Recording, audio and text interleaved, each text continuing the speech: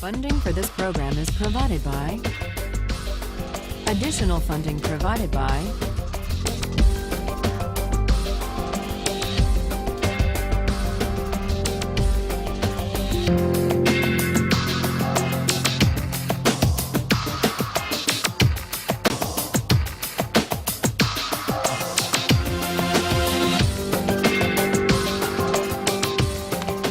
When we ended last time, we were discussing Locke's idea of government by consent. And the question arose, what are the limits on government that even the agreement of the majority can't override? That was the question we ended with. We saw, in the case of property rights, that on Locke's view, a democratically elected government has the right to tax people. It has to be taxation with consent because it does involve the taking of people's property for the common good. But it doesn't require the consent of each individual at the time the tax is enacted or collected. What it does require is a prior act of consent to join the society, to take on the political obligation. But once you take on that obligation, you agree to be bound by the majority. So much for taxation. But what you may ask about the right to life, can the government conscript people and send them into battle? What about the idea that we own ourselves? Isn't the idea of self-possession violated if the government can, through coercive legislation and enforcement powers, say, you must go risk your life to fight in Iraq? What would Locke say? Does the government have the right to do that? Yes. In fact, he says in 139, he says, what matters is that the political authority or the military authority not be arbitrary. That's what matters. And he gives a wonderful example. He says a sergeant, even a sergeant, let alone a general, a sergeant can command a soldier to go right up to the face of a cannon, where he is almost sure to die. That the sergeant can do. The general can condemn the soldier to death for deserting his post or for not obeying even a desperate order. But with all their power over life and death, what these officers can't do is take a penny of that soldier's money. Because that has nothing to do with the rightful authority. That would be arbitrary, and it would be corrupt. So consent winds up being very powerful in Locke, not consent of the individual to the particular tax or military order, but consent to join the government and to be bound by the majority in the first place. That's the consent that matters. And it matters so powerfully that even the limited government created by the fact that we have an unalienable right to life, liberty, and property, even that limited government is only limited in the sense that it has to govern by generally applicable laws, the rule of law. It can't be arbitrary. That's Locke. Well, this raises a question about consent. Why is consent such a powerful moral instrument in creating political authority and the obligation to obey?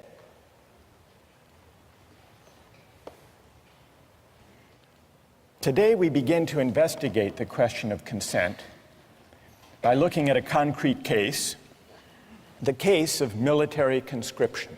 Now, some people say, if we have a fundamental right that arises from the idea that we own ourselves, It's a violation of that right for government to conscript citizens to go fight in wars. Others disagree. Others say that's a legitimate power of government, of democratically elected governments anyhow, and that we have an obligation to obey. Let's take the case of the United States fighting a war in Iraq. News accounts tell us that the military is having great difficulty meeting its recruitment targets. Consider 3 policies that the US government might undertake to deal with the fact that it's not achieving its recruiting targets. Solution number 1, increase the pay and benefits to attract a sufficient number of soldiers. Option number 2, shift to a system of military conscription. Have a lottery, and whosever numbers are drawn go to fight in Iraq. System number 3, outsource. Hire what traditionally have been called mercenaries. People around the world who are qualified, able to do the work, able to fight well, and who are willing to do it for the existing wage. So let's take a quick poll here. How many favor increasing the pay? Huge majority. How many favor going to conscription? 1, 2. All right, maybe a dozen people in the room favor conscription. What about the outsourcing solution?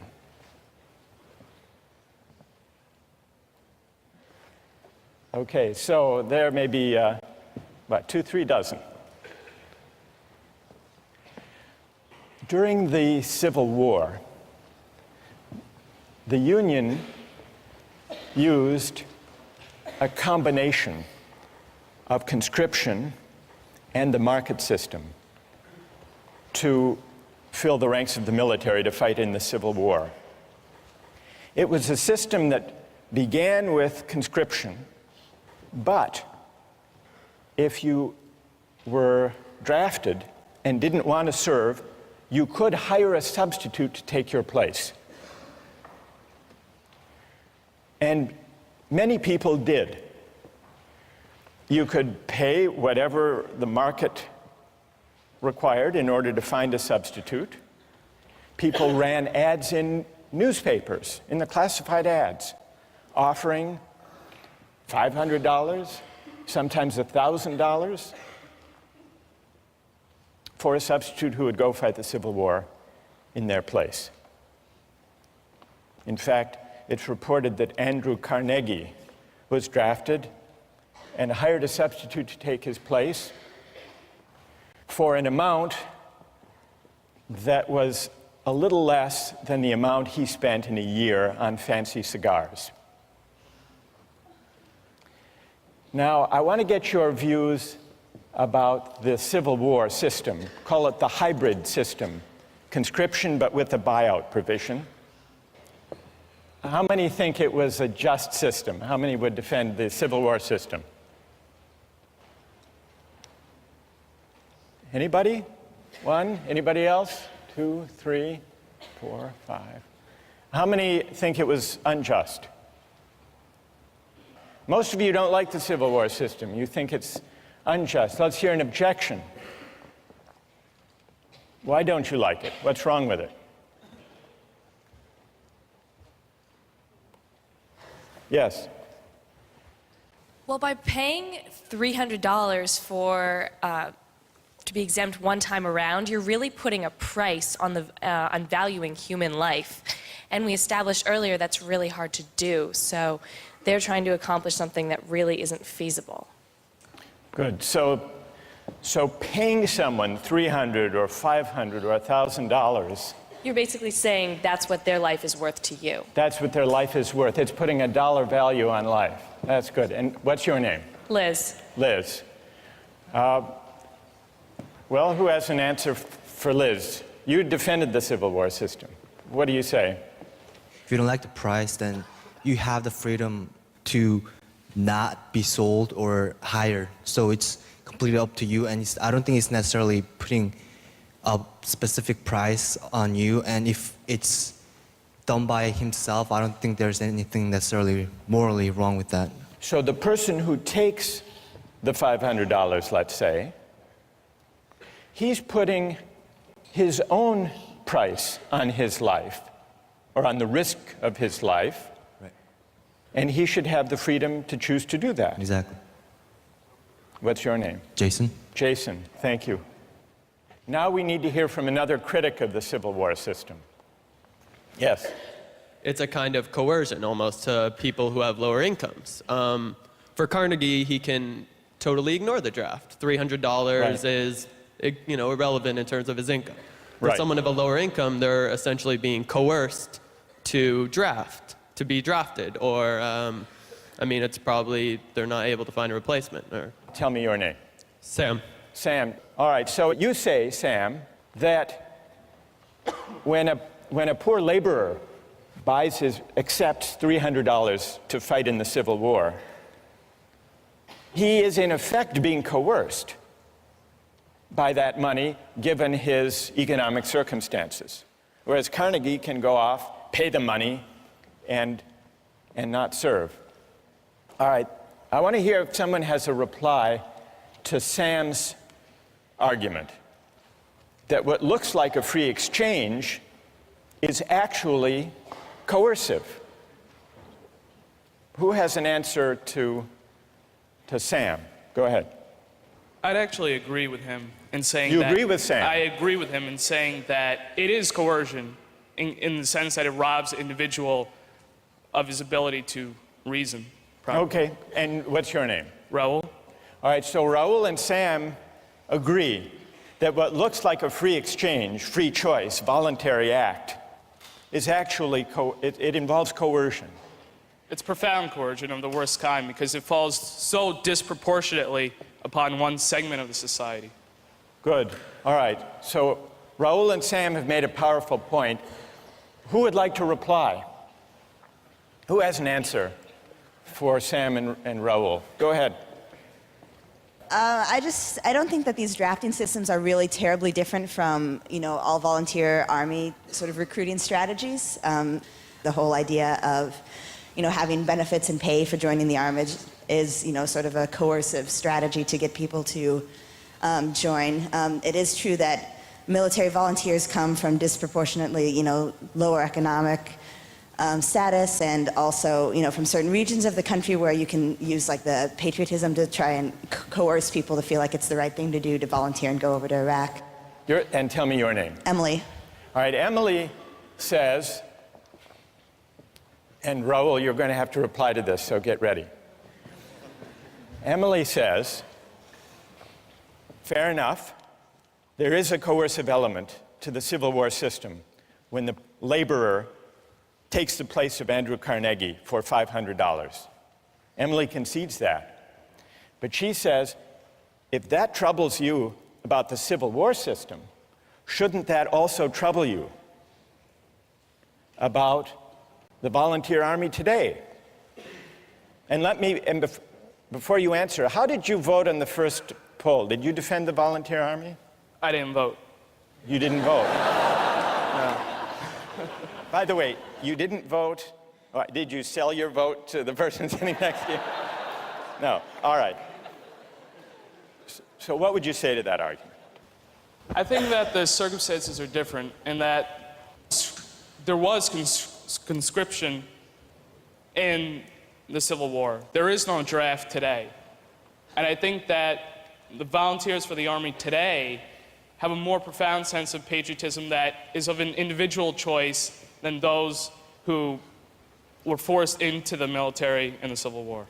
Somehow less coerced. Less coerced. Even though there is still inequality in American society, even though, as Emily points out, Yeah. the makeup of the American military is not reflective of the population as a whole. Let's just do an experiment here. How many here have either served in the military or have a family member who has served in the military? In this generation, not parents, family members, in this generation.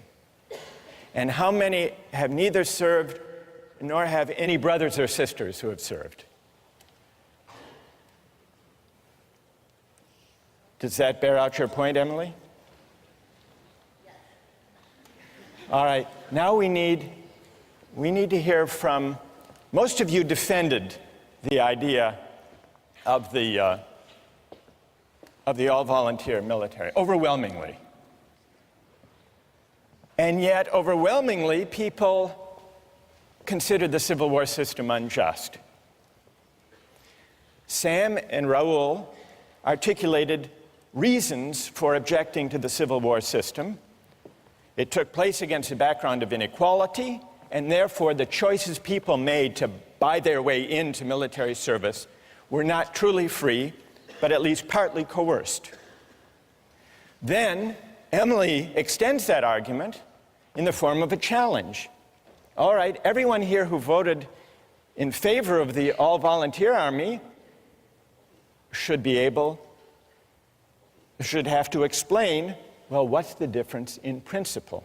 Doesn't the all-volunteer army simply universalize the feature that almost everyone found objectionable in the Civil War buyout provision? Did I state the challenge fairly, Emily? Yes.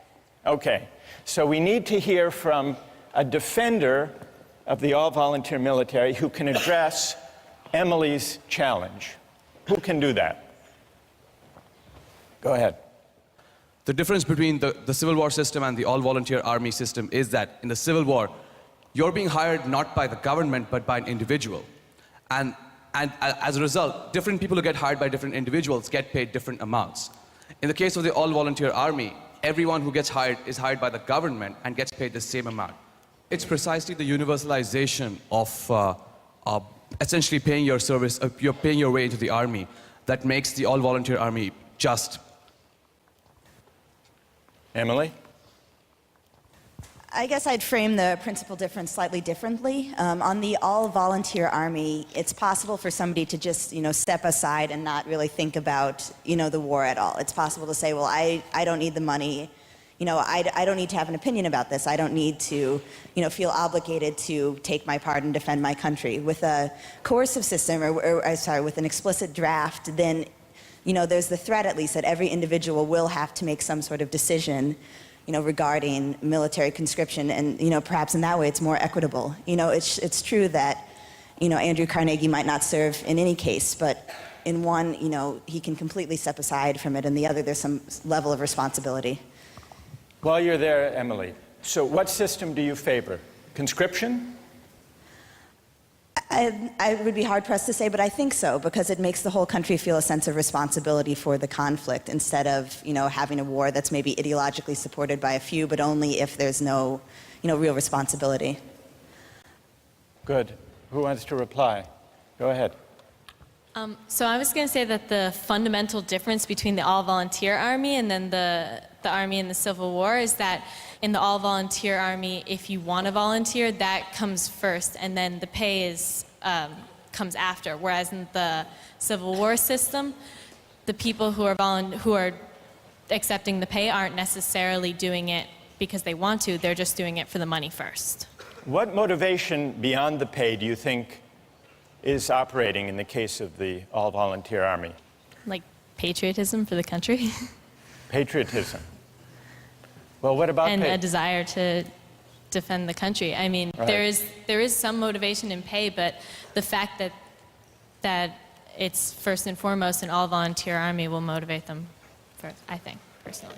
Do you think it's better, and tell me your name. Jackie? Jackie, do you think it's better if people serve in the military out of a sense of patriotism than just for the money? Yes, definitely, because the people that was one of the main problems in the Civil War Army, is that the people that you're getting to go in it, or to go to war, aren't necessarily people who want to fight, and so they won't be as good soldiers as they will be had they been there because they wanted to be. All right, what about Jackie's having raised the question of patriotism? That patriotism is a better or a higher motivation than money for military service. Who would like to address that question? Go ahead.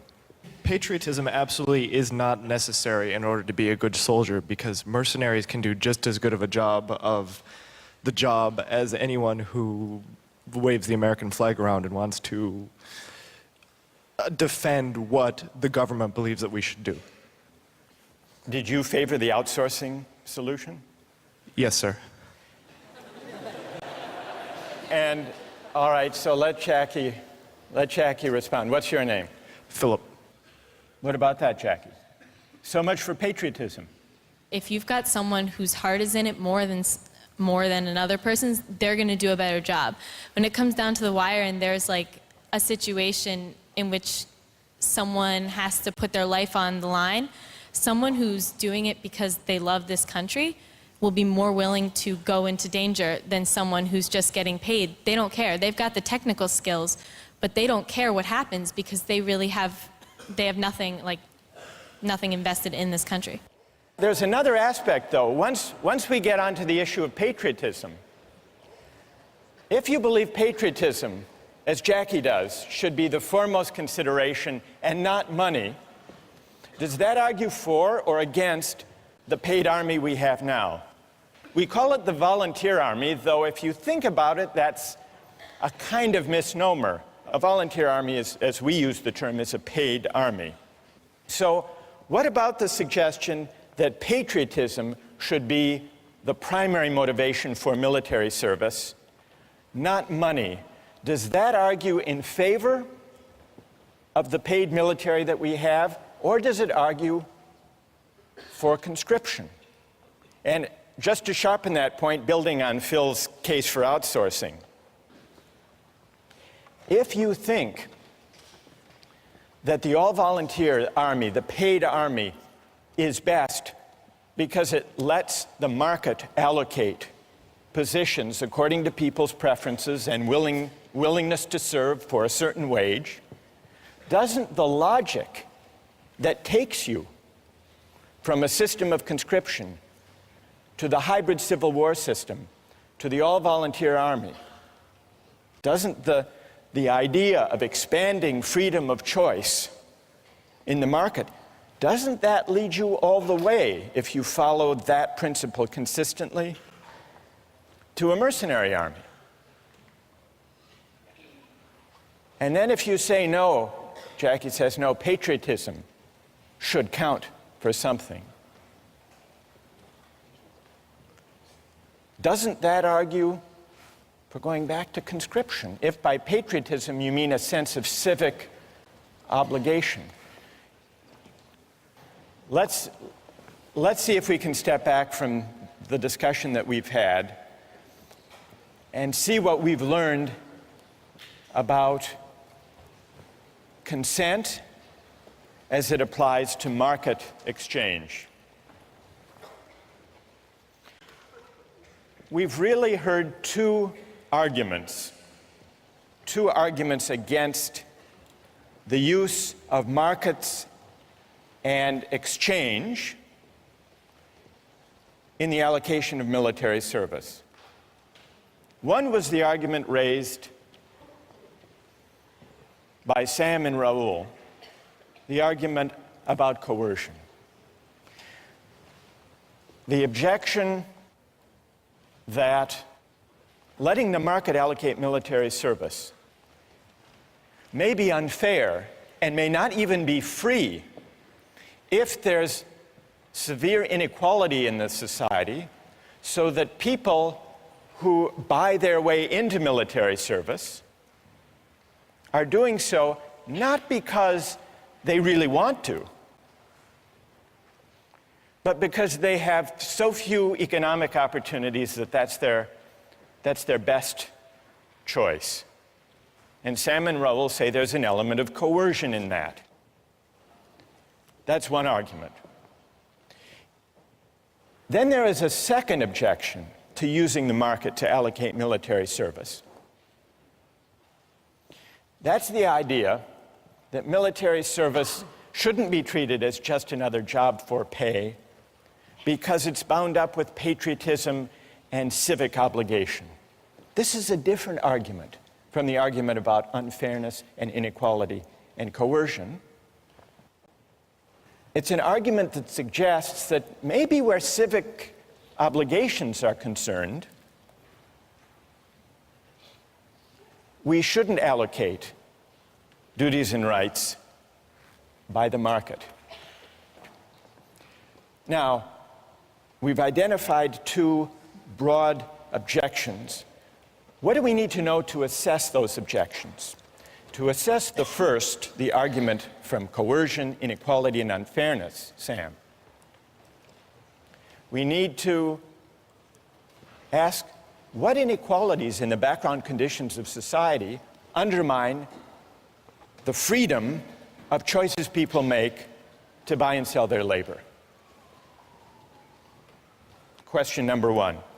Question number two, to assess the civic obligation patriotism argument, we have to ask, what are the obligations of citizenship?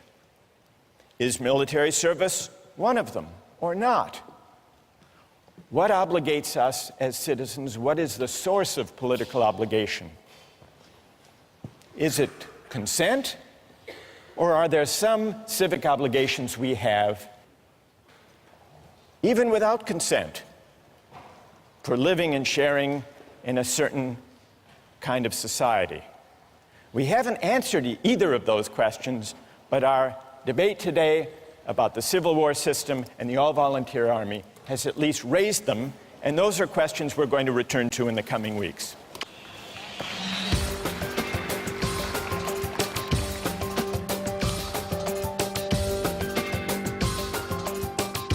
Do you think you should be able to bid for a baby that's up for adoption? That's Andrew's challenge. Do I think I should be able to bid for a baby? I'm not sure. It's a market. I mean, Today, I'd like to turn our attention and get your views about an argument over the role of markets in the realm of human reproduction and procreation. Now, with infertility clinics, people advertise for egg donors. And from time to time in the Harvard Crimson, ads appear for egg donors. Have you seen them? There was one that ran a few years ago that wasn't looking for just any egg donor. It was an ad that offered a large financial incentive for an egg donor from a woman who was intelligent, athletic, at least 5'10", and with at least 1,400 or above on her SATs. How much do you think the person looking for this egg donor was willing to pay for an egg from a woman of that description? What would you guess? $1,000? 15,000? 10? I'll show you the ad.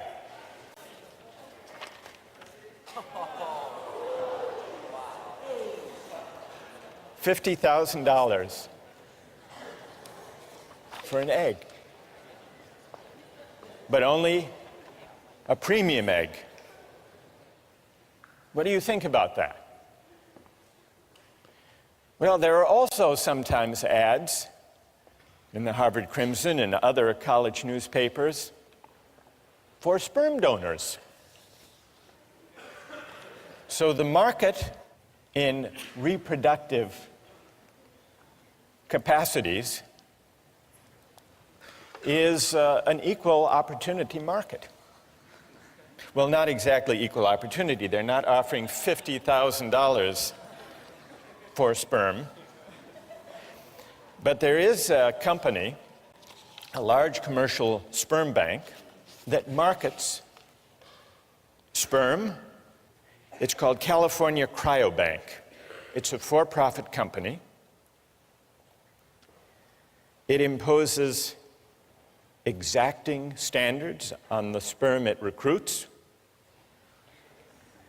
And it has offices in Cambridge between Harvard and MIT, and in Palo Alto near Stanford. Cryobank's marketing materials play up the prestigious source of its sperm. Here is from the website of Cryobank the information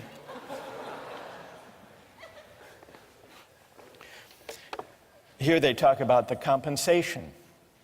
Although compensation should not be the only reason for becoming a sperm donor, we are aware of the considerable time and expense involved in being a donor.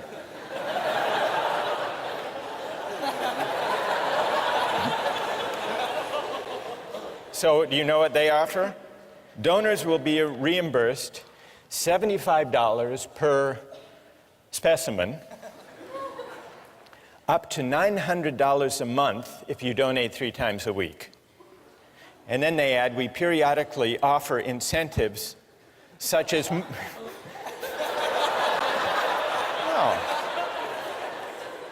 such as movie tickets or gift certificates for the extra time and effort expended by participating donors. It's not easy to be a sperm donor. They accept fewer than 5% of the donors who apply. Their admission criteria are more demanding than Harvard's. The head of the sperm bank said the ideal sperm donor is 6 feet tall, with a college degree, brown eyes, blonde hair, and dimples. For the simple reason that these are the traits that the market has shown the customers want. Quote, quoting the head of the sperm bank, if our customers wanted high school dropouts, we would give them high school dropouts. So here are 2 instances,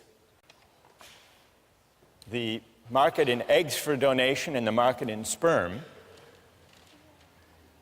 that raise a question about whether eggs and sperm should or should not be bought and sold for money. As you ponder that, I want you to consider another case involving a market and, in fact, a contract in the human reproductive capacity. And this is the case of commercial surrogate motherhood. And it's a case that wound up in court some years ago. It's the story of Baby M. It began with William and Elizabeth Stern, a professional couple, wanting a baby, but they couldn't have one on their own, at least not without medical risk to Mrs. Stern. They went to an infertility clinic where they met Mary Beth Whitehead, a 29-year-old mother of 2, the wife of a sanitation worker. She had replied to an ad that the center had placed, seeking the service of a surrogate mother. They made a deal. They signed a contract in which William Stern agreed to pay Mary Beth Whitehead a $10,000 fee plus all expenses, in exchange for which Mary Beth Whitehead agreed to be artificially inseminated with William Stern's sperm, to bear the child, and then to give the baby to the Sterns. Well, you probably know how the story unfolded. Mary Beth gave birth and changed her mind. She decided she wanted to keep the baby. The case wound up in court in New Jersey. So let's put aside any legal questions and focus on this issue as a moral question. how many believe that the right thing to do in the Baby M case would have been to uphold the contract, to enforce the contract? And how many think the right thing to do would have been not to enforce that contract? So it's about, the majority say enforce. So let's now hear the reasons that people had, either for enforcing or refusing to enforce this contract. First, from those, I want to hear from someone in the majority. Why do you uphold the contract? Why do you enforce it? Who can offer a reason?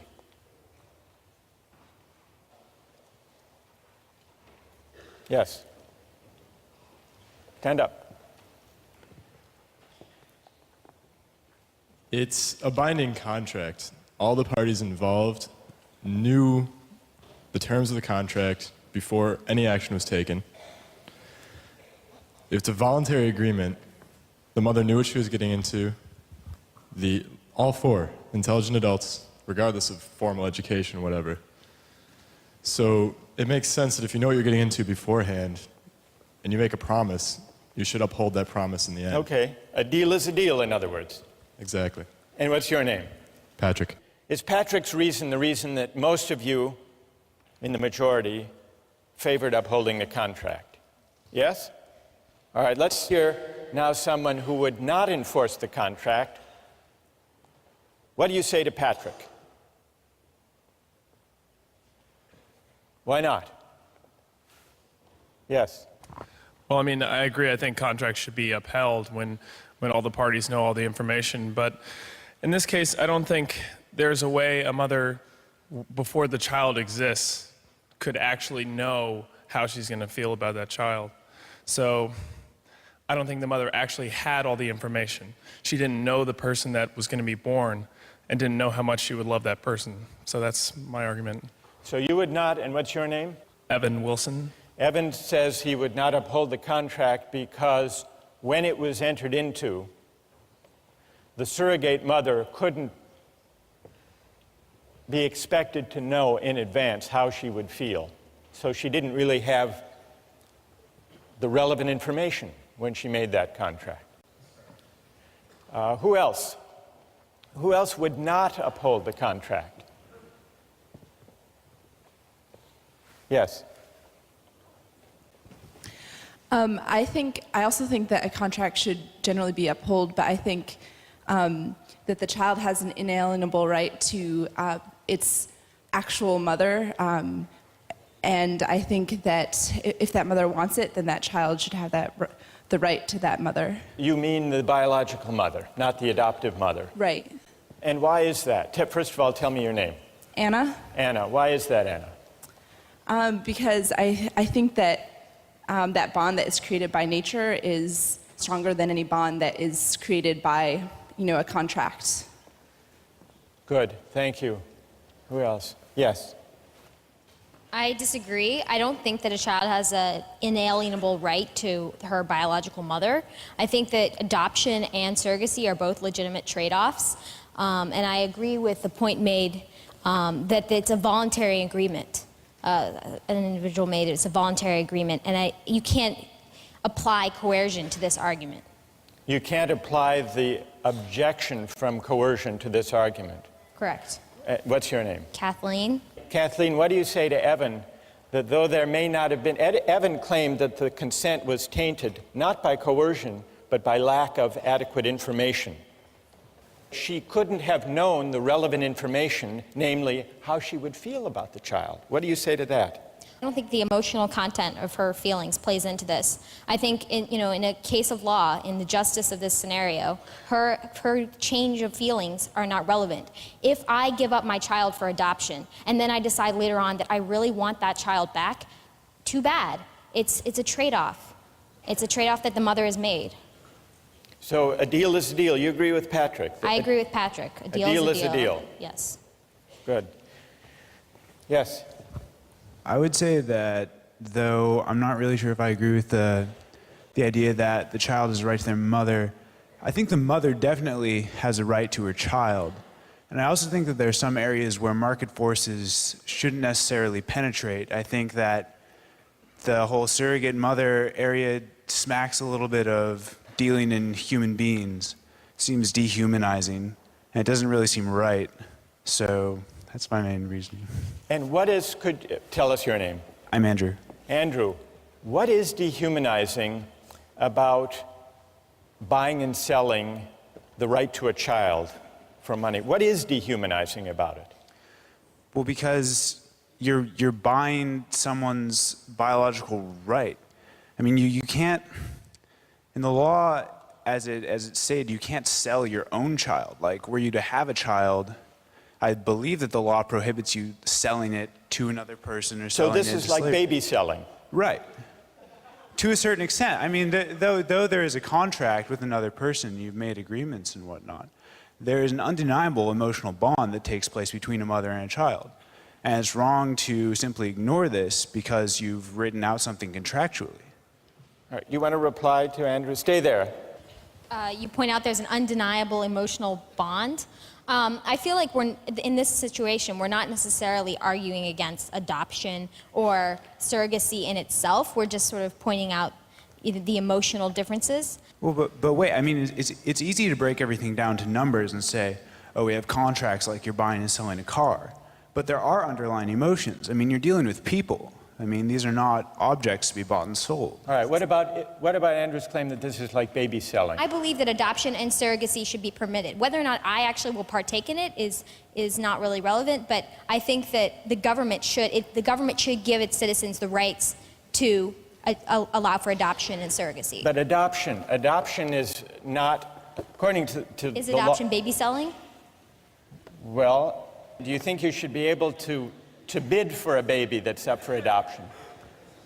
That's Andrew's challenge. Do I think I should be able to bid for a baby? I'm not sure. It's a market. I mean, I feel like the extent to which it's been applied, I'm not sure if the government should be able to permit it, and I have to think about it more, but... All right, fair enough. Are you satisfied, Andrew? Well, yeah, I mean, I think surrogacy should be permitted. I think that people can do it, but I don't think that it should be forced upon people that once the contract is signed, it's absolutely like the end all. I think that it's unenforceable. So people should be free, Andrew, to enter into these contracts, but it should not be enforceable in a court. Not in a court, no. Who would like to join on one side or the other? Yes? I think I have an interesting perspective on this because my brother was actually one of the people who donated to a sperm bank, and he was paid a very large amount of money. He was 6 feet tall, but not blonde. He had dimples, though. So he actually has... I'm an aunt now, and he has a daughter. He donated his sperm to a lesbian couple in Oklahoma, and he has been contacted by them, and he has seen pictures of his daughter, but he still does not feel an emotional bond to his daughter. He just has a sense of curiosity about what she looks like and what she's doing and how she is. He doesn't feel love for his child. So from this experience, I think the bond between a mother and a child cannot be compared to the bond between the father and the child. That's really interesting. What's your name? Vivian. Vivian. So we've got the case of surrogacy, commercial surrogacy. And it's been compared to baby selling, and we've been exploring whether that analogy is apt. And it can also be compared, as you point out, to sperm selling. But you're saying that sperm selling and baby selling, or even surrogacy, are very different because yes, they're unequal services. They're unequal services. Mm-hmm. And that's because, Vivian, you say that the tie, the bond... Yes, and also the time investment that's given by a mother, 9 months, cannot be compared to a man, going into a sperm bank, looking at pornography, and, depositing into a cup. I don't think those are equal. Good. All right. So we... Because that's what happens in a sperm bank. All right. So This is really interesting. We have, right, notice the arguments that have come out so far. The objections to surrogacy, the objections to enforcing that contract are of at least two kinds. There was the objection about tainted consent, this time not because of coercion or implicit coercion, but because of imperfect or flawed information. So tainted or flawed consent can arise either because of coercion or because of a lack of relevant information, at least according to one argument that we've heard. And then a second objection to enforcing the surrogacy contract was that it was somehow dehumanizing. Now, when this case was decided by the courts, what did they say about these arguments? The lower court ruled that the contract was enforceable. Neither party had a superior bargaining position. A price for the service was struck and a bargain was reached. One side didn't force the other. Neither had disproportionate bargaining power. Then it went to the New Jersey Supreme Court. And what did they do? They said this contract is not enforceable. They did grant custody to Mr. Stern as the father because they thought that would be in the best interest of the child, but they restored the rights of Mary Beth Whitehead and left it to lower courts to decide exactly what the visitation rights should be. They invoked two different kinds of reasons, along the lines that Andrew proposed. First, there was not sufficiently informed consent, the court argued. Under the contract, the natural mother is irrevocably committed before she knows the strength of her bond with her child. She never makes a truly voluntary informed decision, for any decision prior to the baby's birth is, in the most important sense, uninformed. That was the court. Then, the court also made a version of the second argument against commodification in this kind of case. This is the sale of a child, the court said, or at the very least, the sale of a mother's right to her child. Whatever idealism may motivate the participants, the profit motive predominates, permeates, and ultimately governs the transaction. And so regardless, the court said, regardless of any argument about consent or flawed consent or full information, there are some things in a civilized society that money can't buy. That's what the court said in voiding this contract. Well, what about these two arguments against the extension of markets to procreation and to reproduction? How persuasive are they? There was, it's true, a voluntary agreement, a contract struck between William Stern and Mary Beth Whitehead. But there are at least two ways that consent can be other than truly free. First, if people are pressured or coerced to give their agreement. And second, if their consent is not truly informed. And in the case of surrogacy, the court said, a mother can't know, even one who already has kids of her own, what it would be like to bear a child and give it up for pay. So in order to assess criticism, objection number one, we have to figure out just how free does a voluntary exchange have to be with respect to the bargaining power and equal information. Question number one, how do we assess the second objection? The second objection is more elusive, it's more difficult. Andrew acknowledged this, right? What does it mean to say there is something dehumanizing to make childbearing a market transaction? Well, one of the philosophers we read on this subject, Elizabeth Anderson, tries to bring some philosophical clarity to the unease that Andrew articulated. She said, by requiring the surrogate mother to repress whatever parental love she feels for the child, surrogacy contracts convert women's labor into a form of alienated labor.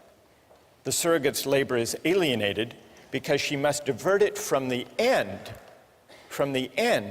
which the social practices of pregnancy rightly promote, namely an emotional bond with her child. So what Anderson is suggesting is that certain goods should not be treated as open to use or to profit. Certain goods are properly valued in ways other than use. What are other ways of valuing and treating goods that should not be open to use? Anderson says there are many: respect, appreciation, love, honor, awe, sanctity. There are many modes of valuation beyond use, and certain goods are not properly valued if they're treated simply as objects of use. How do we go about evaluating that argument of Anderson? In a way, it takes us back to the debate we had with utilitarianism. Is use the only proper way of treating goods, including life, military service, procreation, childbearing? And if not, how do we figure out? How can we determine what modes of valuation are fitting or appropriate to those goods? Several years ago, there was a scandal surrounding a doctor, an infertility specialist in Virginia named Cecil Jacobson. He didn't have a donor catalog because, unknown to his patients, all of the sperm he used to inseminate his patients came from one donor, Dr. Jacobson himself. At least one woman who testified in court was unnerved at how much her newborn daughter looked just like him. Now, it's possible to condemn Dr. Jacobson for failing to inform the women in advance. That would be the argument about consent. The columnist Ellen Goodman described the bizarre scenario as follows. Dr. Jacobson, she wrote, gave his infertility business the personal touch.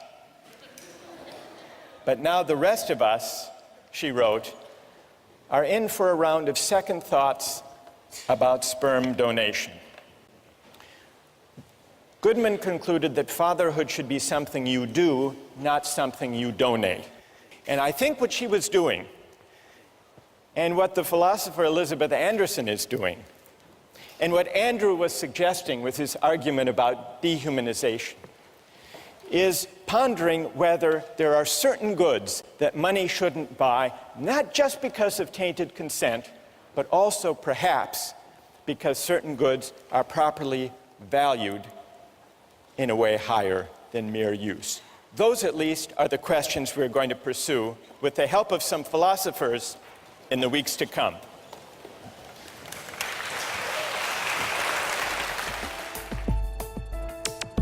Don't miss the chance to interact online with other viewers of Justice. Join the conversation, take a pop quiz, watch lectures you've missed, and learn a lot more. Visit justiceharvard.org. It's the right thing to do.